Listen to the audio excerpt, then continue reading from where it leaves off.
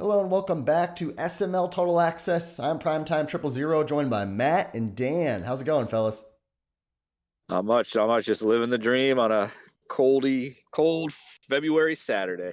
Hey, I'm glad to be back and not eating hot wings, I can tell you that. Yeah, welcome back to the best show on SML Network, SML Total Access. Let's get right into this on first down. And this has been kind of a hot button topic in chat, really since playoff time. Um, Trash talk. Is there trash talk etiquette? How should it go? Obviously, I think in the SML, let me preface this by saying I'm not necessarily talking about getting personal because I think we do a good job about people not calling people names like in a serious fashion or attacking someone's like wife or something. But I just mean trash talk etiquette outside of that stuff. And Matt, what's your thoughts on that? Yeah, I think there is an etiquette, and I think you just kind of have to really understand who you're talking to, what your relationship to them is previously, and kind of getting a feel for how they respond to that etiquette. Obviously, getting personal, you address that, but avoiding that. But really, just kind of, the way I interact with NYT, for instance, when it comes to trash talk, is probably different than how I'll trash talk Meats or KJ or someone like that. So just really understanding the personality that you're talking to, and seeing how they reciprocate the trash talk. Some people just don't want to reciprocate it, and you kind of just got to let it go. But I think all said and done, if you're going to talk trash, you better one, be able to take it, and two, I'm talking to somebody here, not disappear Oh! when you lose. You've got to show up. You've got to take it like a man, not make excuses. You talk the trash, you lost.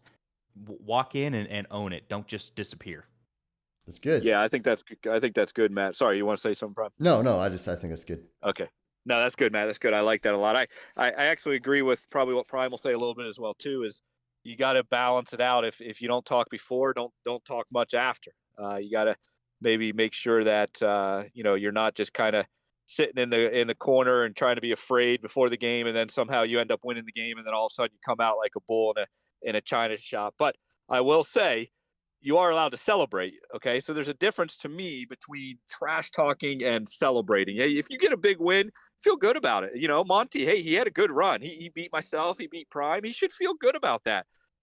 But to me, I think Q said it in the chat too. There's levels to this. Like, start talking about you own somebody because you won a playoff game. Like, you need to. I mean, okay, whatever, Monty. You can say that to me a little bit. I don't have the accolades, but Prime beat you almost every single time that you guys have played. He's got 19 championships. You have zero. Like, let's chill a little bit on the whole daddy talk. I think that kind of stuff is way over the top. Celebrate your win. Feel good about your win. You should be able to do that. But you really got to be careful with how far you take it, because it's kind of laughable when you think about trying to be someone's daddy because you won one playoff game. Yeah, for me, and I think Matt hinted at it earlier a little bit. One thing that bothers me some is, if you have a top 10 player and he's playing a guy who is a bottom five player or something, or a bottom 10 player, and he legitimately, and he's not just having fun with the guy because he's got a relationship with the guy, but he's legitimately kind of talking trash and kind of downing the guy a little bit on his stream or before the game or after the game. I don't care much for that. I just feel that's kind of classless because the bottom guys are the lifeblood of any Madden league.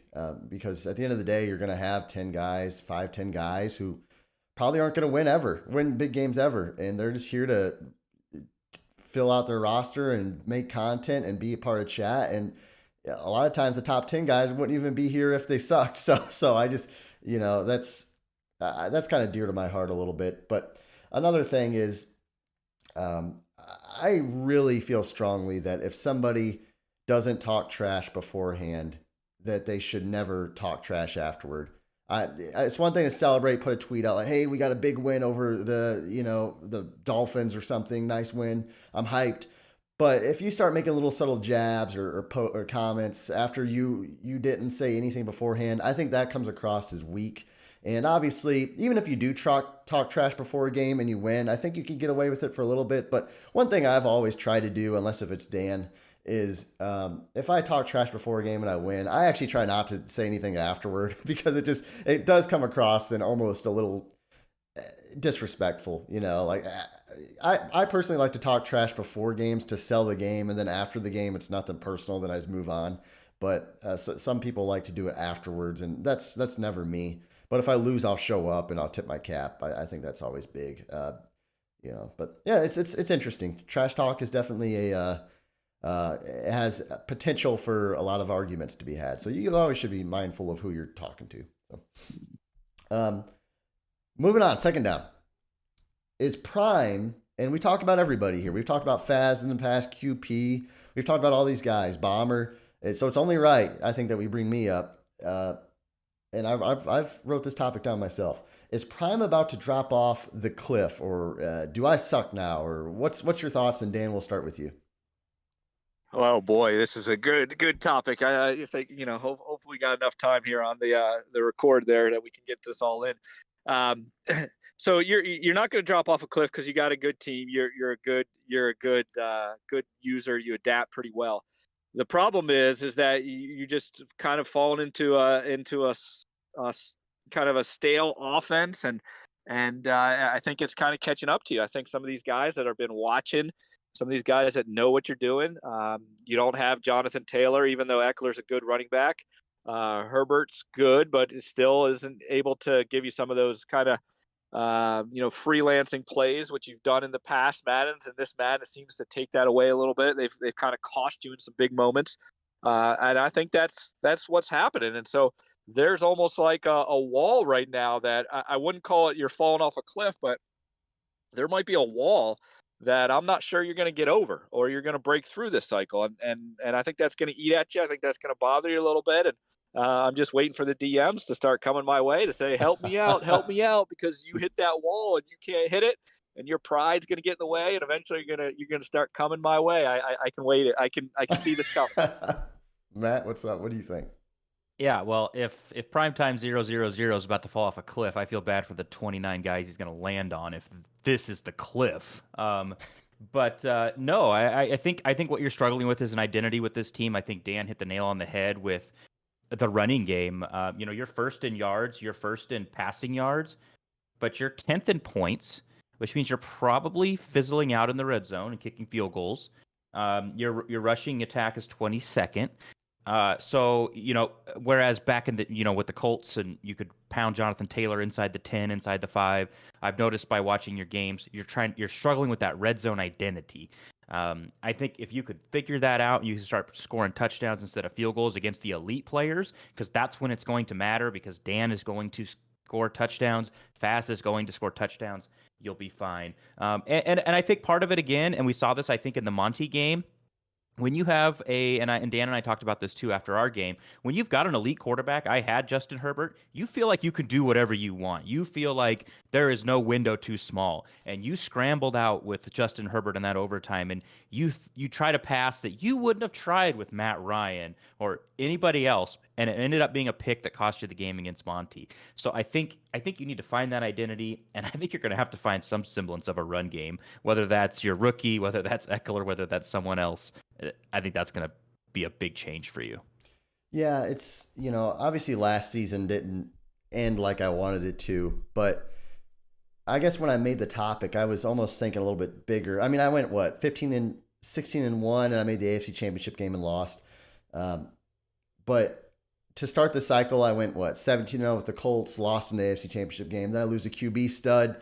Then I have a season where I start off undefeated again, and then we blipped. So, and before the season started, I was 58-5 with the best record in the league. But obviously it's regular season, and I don't care about regular season. But I feel like I've been playing at a level that is good enough to win big games. And then when I get to the last game before the Super Bowl, it seems like now 2 or 3 times this cycle, I just haven't been able to break that. And to Dan's point, it pisses me off. Just frustrated, because last cycle I had a lot going on, and I wasn't as interested, and I kind of sucked, and I still want a championship, but this cycle I'm legitimately I want it, and to just keep coming up short, it's eating at me. So I don't know if it's a cliff, or if it's just I just need to get over the hump. I know Faz last cycle, he, and people kind of point out how I didn't win anything with the Chiefs in 2 seasons, but Faz was just as bad with the Bills. I mean, he got smacked twice,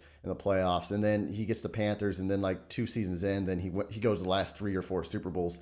I hope it's something like that for me. I feel like I'm right there. It's just a play or two away. Every playoff game I lost, you can point to me falling down or me throwing a dumb interception or against Monty or a throw against Matt that I missed. It's just literally one play that I usually would make. So yeah, it's eating at me, but I think I can get over it. I just need that one signature win to kind of get back in the saddle. I think I need to play a Dan or somebody like that in round one, get that win, and then from there hopefully get on a run. But we'll see. I mean, I'm frustrated more than anything. So Yeah, I think one thing it speaks to is the SML is tough, man. It's tough. I mean, it doesn't matter who you're playing. I mean, look at Survivor with like I think 90% of the league was eliminated in week one because we have no idea who's going to win or lose.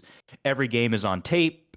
People can study. I mean, winning those playoff games, I don't care who you are. I don't care if you're Dan, if you're Faz, if you're you, whoever.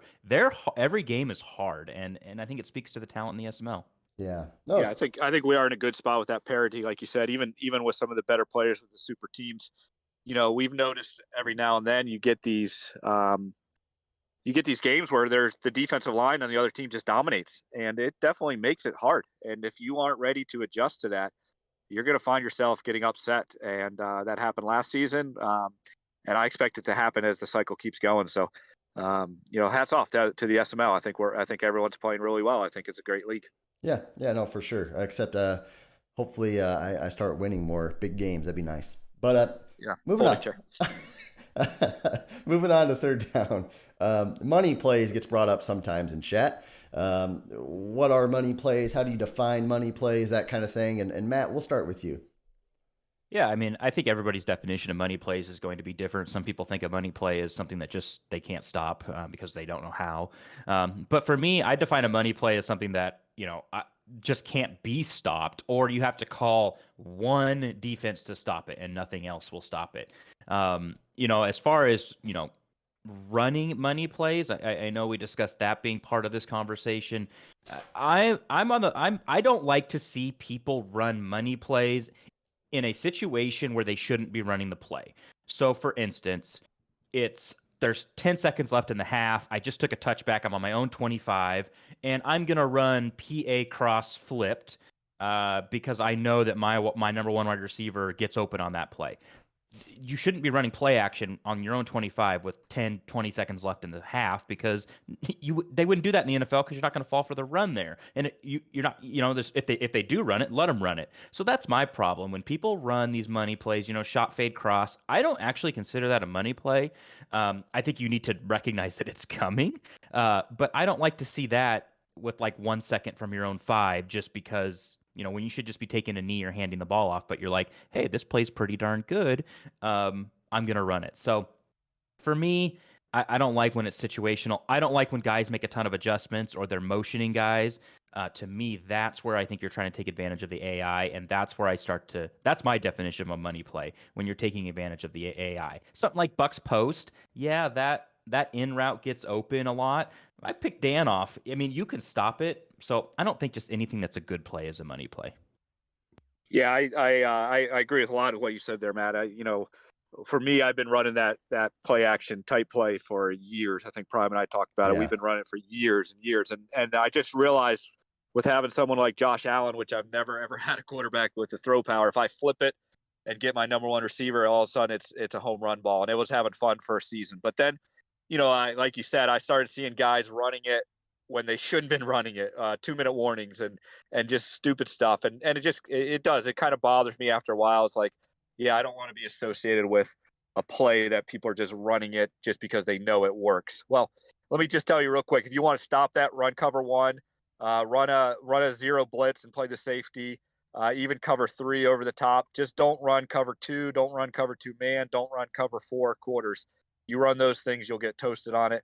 But you can stop that, just on a side note. But anyways, yeah, and the other part that bothers me too, again, whatever you define a money play, you only get one shot a game. Don't you dare try to run that play twice. I cannot stand the fact that, another popular play right now is the sail play. I've been running that one where the tight end does the zig, but then there's also a kind of a weird, goofy corner in the other route. Yeah, you want to run that play? Great. I should know that play is coming. Just like Matt said, hey, I should know that Buck sales play is coming. I should know what to do on it. But if you run that twice in a game, that's when I'm starting to think, all right, you're just trying to run these money plays, and that does bother me. So I think that just as much as we talk about trash talking etiquette, and we allow trash talking in the SML, but there's an etiquette to it. It's the same thing with these ideas or whatever we call money plays. There's some room for them, but you got to be really careful when you call them and how often you call them. Yeah, I think the interesting thing is taking a step back. What we call money plays are just plays that like that sale play, for example, that Dan mentioned. People are immediately going to hear the word money play and think that we're talking a YouTube multiple adjustment play, which would be I would personally take issue with if someone's making a bunch of adjustment shifts, crazy hot routes. The sale play literally is just a stock play where it's got a corner out and a tight end shake on the other side, and it's just a nice play. Um, Now, where I draw issue with money play is again, if you have to hot route, motion a guy, something that obviously manipulates a defender, and that could be same for defense. And defense, it's a little bit easier to tell. And I kind of put this in chat before. I think the old school, the Madden old school guys who've been in leagues forever, a lot of times have issues nowadays with telling kind of what's new and what the issues are nowadays. Like they're still caught in the, oh, this guy's cheese because he went forward on 4th and 3, when really that's kind of a thing of the past. Whereas now you got to look at what shifts is this guy making defensively, what kind of formations is he using, or and who's he got in these formations, and defense, offense. That is where the cheese is nowadays. And thankfully our rules are set to where you can kind of tell pretty quickly if somebody's kind of doing something really weird. Now the PA shot play where you flip a guy, that's kind of borderline. It really, you got two defenses that can guard that. It is kind of a borderline deal. Dan's kind of said, hey, I'm not really going to run that anymore. But that would be probably a borderline money play, a legitimate like YouTube money play. The issue I have is, let's say somebody uses a sale play or the Thanos Club, like the Thanos Club, that shot cross. There's no adjustments to that play. It's got 2 crossers and a streak. It's literally a 2-read play. It's not a money play. It's just a play that it's a good concept and it works if you have time. And somebody's going to judge somebody on that, but they might go, take a Hail Mary and stop their receiver at halftime and get bumped and cause a PI from their own 5-yard line. Or to Matt's point, they might be backed up from their own 5 with 20 seconds left in the half and run a halfback dive, take a timeout, try to get freight train on, and then just do little things like that, which to me is just as cheesy. So I think we have to be careful with what we're picking and choosing and not try to be these purists. I think we should obviously try to do the right thing, and if it's a little sketchy, maybe DM. We got gameplay admins, Matt, Coop, myself, Woods, Fins, who all they watch a lot of games, and we can hash it out. But I really, the biggest pet peeve I have is when people look at something and then they act holy and like as if they wouldn't do anything wrong. So that's more my pet peeve than anything. But I think it's important too also to look around the league. And I learned this when I first started in the SML, and I had the 3 safeties, the Dan sub linebacker and stuff. And I looked around the league and I saw no one else doing what I was doing. And so you start saying, wait a second, should I continue to do this? Because the rest of the community is not doing that. And to your point about I used to hate it with the freight train stuff. End of the half, people would love to come out and, they knew the defense was going in a prevent or quarters, and they would just get their 2 10-yard runs, and then they'd have freight train all second half. So I think we got to really, kind of everyone's got to look at themselves and ask some good questions. And just even if it works, it might not be the best thing to do. Yeah, no, that's good. Moving on to 4th down. Who's got the most approved this season? And Dan, we'll start with you. So, yeah, I think we talked a little bit about you as far as the most approved, and I think you're there, but we won't know that until playoffs. I'm still kind of looking at guys that to me have been on the edges. And I kind of expect a little bit more. And so I'm looking at someone like a DW started off hot, had a rough game today. I think he's got some stuff to prove because I think he's good enough to make playoffs. I think Dump is having a really slow start, and he's got something to prove. Like, it's been quite a few seasons now since Dump actually was a threat, and so what are you proving there, Dump, and what's going on there? I think you got guys like Paulie who I know put some time into these games. I know that because he even messaged me about stuff I say in other people's streams, and so. But you got to start winning and make playoffs. Like, do something. I mean, we're halfway, if not more than halfway through this cycle, and some of these guys just haven't done anything. And so I'm looking at all those guys and say, show me something. Yeah. Yeah, I kind of went one from each conference and then picked one other one. In the AFC, I got Bean. I think Bean's got about 900 hours on the game. He leaves his PS5 on, blah blah blah blah blah. But he's in multiple leagues, blah blah blah blah blah. He's got the Jags team. That's a great Jags team. I know he traded Trevor Lawrence and now he's looking for a quarterback, and I never understand that. But stacked team. I mean, you got that defense is really good. The corners are the weakness overall wise, but they're all super fast. Um, He's got Josh Allen. He's got Trayvon Walker. He's got Cam Hayward. He's got Devin Bush. And then on offense, he's got ETN, who's a good Madden back. He's got Evan Ingram, who might be just one of the most freakish Madden tight ends there is. He's got some nice receivers in Ridley, and Kirk's not that bad. I just want him to win a playoff game. He doesn't need to make he doesn't need to make the Super Bowl, but win a playoff game. That's my challenge to Bean. I think he needs to prove that he can do that. On the other side, I went with Paulie too. I've played Paulie I think a couple times this cycle, and holy smokes, that offense is the most calculated offense I've ever seen. And I play Dan twice a year. Dan's offense is not that calculated. We're talking hot routes, motions. I mean, he knows every play he wants to run in every situation. He knows all of his reads. I think his offense is very calculated. He's not figured it out on defense, but if he does, look out. And then the other person is Monty. Sorry, Monty, you got to prove it wasn't a fluke, buddy. And you got to do that since you opened your mouth the whole playoffs and said you were someone's dad and blah, blah, blah, blah, blah.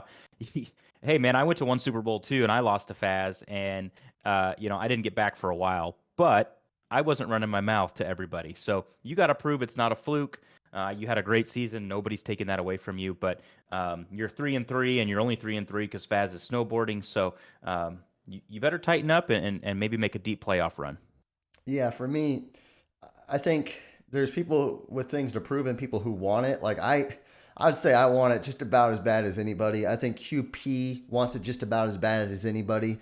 But at this stage in the game, I don't know what we have to prove. So I'm looking at Monty. I had him down as a guy who he talked that trash, and I'm not going to talk trash. I'm not going to dance on his grave, but I will say, and I said it once and I'll say it again: the games we play are going to be personal, and they're going to be intense. Whether I'm undefeated and I could risk injuries or not, I'm going to be playing games to win against Monty, and he's got to prove that he's not a fluke and he can win multiple playoff games. I think, and get back to the Super Bowl.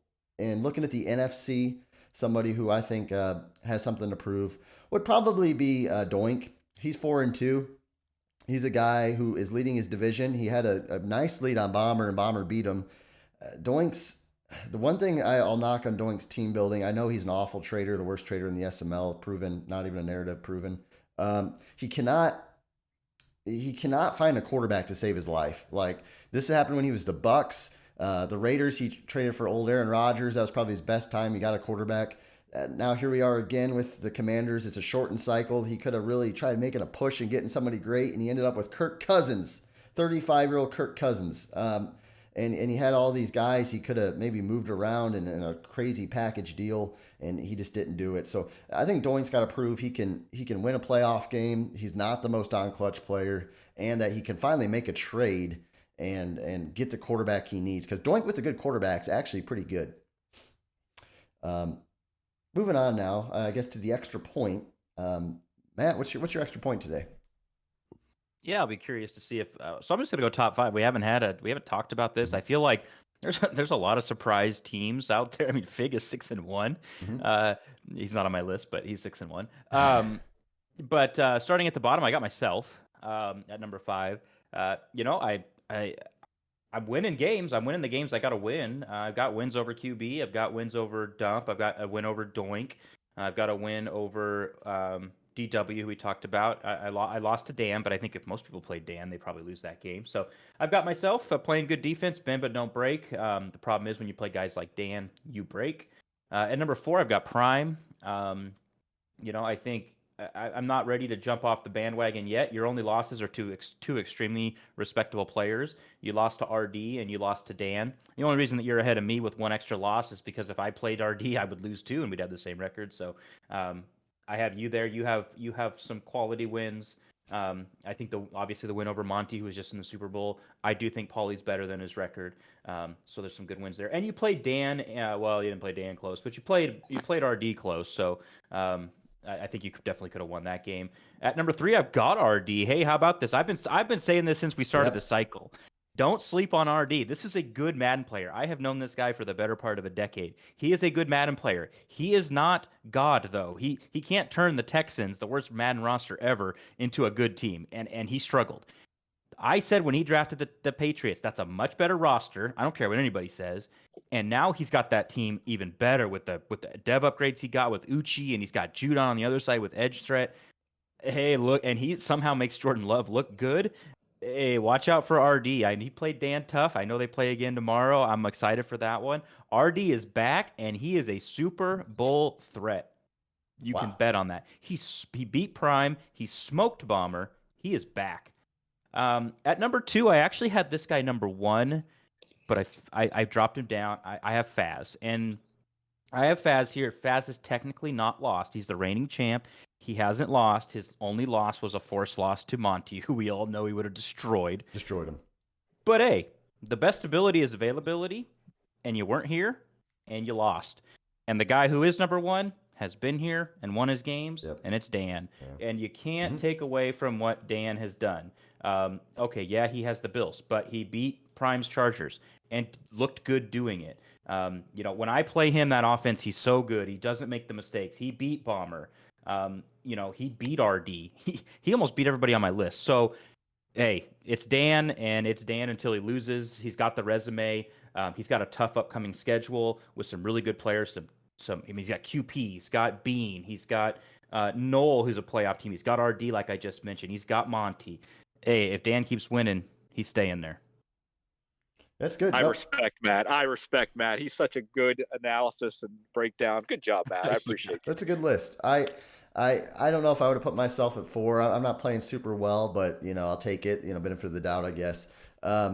Interesting. I know QP was left off the list. I'd imagine he's probably pretty close. I do want to say, if I'm QP, I'm ringing the phones. I'm trying to get Wilson from DW. If I was the Thanos Club guy, I would have told him to not get Davis Mills from the start, but I'm not in Thanos Club, and he doesn't listen to me. So yeah, that I think if QP can get a quarterback change before the trade deadline, all of a sudden he's a top tier threat again in the SML. Wilson can't be traded. That cap penalty is way too high. He's off the table. Who can't? Unfortunately. Russell Wilson, talking about? Zach Wilson. Oh, Zach Wilson. Sorry, Zach Wilson. Oh, yeah. Okay. Yeah. Hey, I also want to give a shout out to RD. I think Matt's right on his analysis on RD. I think RD's definitely got his team exactly where he needs to, and he is a good player. So watch out, AFC. Yeah, he's a good player. Yeah, and I want to just say, Biz at 4-1, Fig 6-1. If you guys listen to this, I'm watching you. I got my eyes on you. You're not on the list yet, but keep doing what you're doing, and you will be. Trust me. I'm just not yet a believer. Yeah, no, that's good. Well, guys, that is SML Total Access. It's our first one in a while, and we rambled on for 29 minutes. So, guys, I hope you enjoyed. And until next time, hope you have a great day, great week, and go Chargers.